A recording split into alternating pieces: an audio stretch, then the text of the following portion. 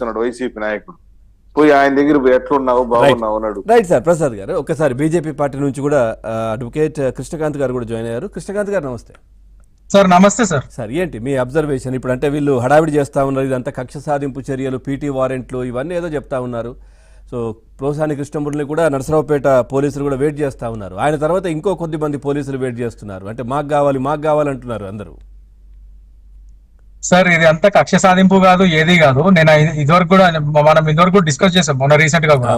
అది ఏంటంటే ఆయన మాట్లాడిన మాటలు అసలు నిజంగానే ఇవాళ రోజు కేవలం యూట్యూబ్ లోకి వెళ్ళి పో అని కొడితేనే నిజంగానే మీరు అన్నట్టు బూత్ వీడియోలు అనేవి 100 వస్తాయి.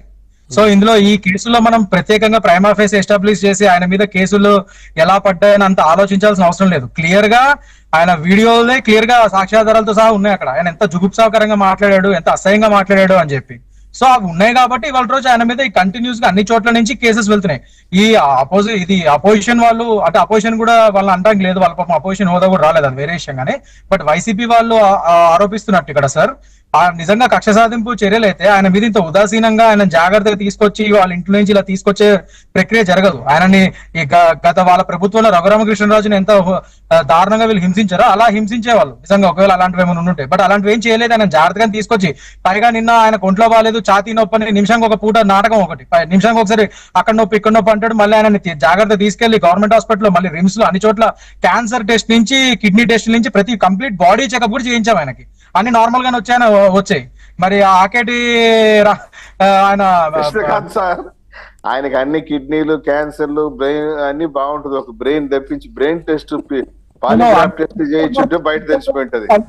తర్వాతే మరి ఇవన్నీ చెప్తున్నాడు. లేనిపోని ఐడియా ఇవ్వకండి సార్ ప్రసాద్ గారు, మీరు లేనిపోని ఐడియా ఇవ్వకండి.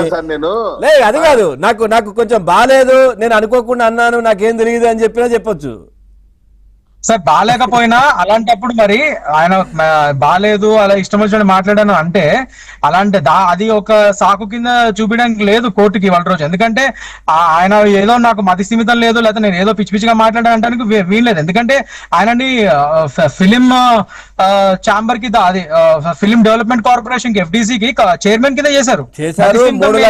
3,80,000 రూపాయలు శాలరీ ఇచ్చారు ఆయనకు.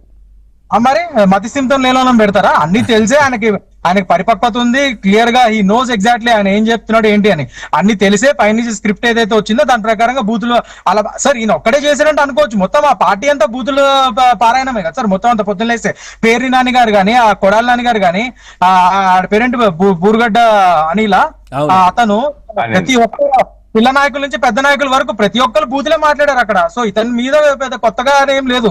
ఇతను ఏంటంటే బేసికల్ ఇతని ముద్దు పేరే మెండల్ కృష్ణ అని ఉంటది.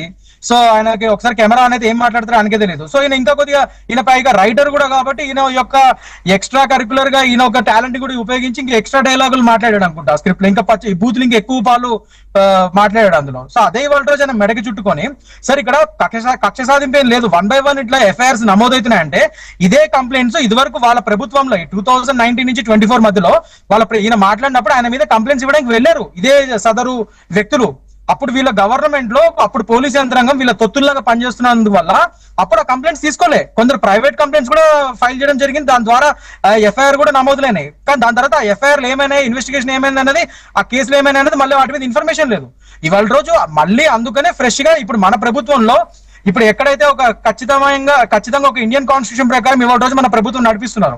సో దాని ప్రకారంగా ఇవాళ రోజు పోలీస్ యంత్రాంగం కూడా ఖచ్చితంగా కరెక్ట్ గా పనిచేస్తున్నారు. సో దాని వల్ల ఇవాళ రోజు ఆ కంప్లైంట్స్ మళ్ళీ ఫ్రెష్ గా వాళ్ళు ఫైల్ చేసి ఇప్పుడు యాక్షన్ తీసుకుంటున్నారు అంతే.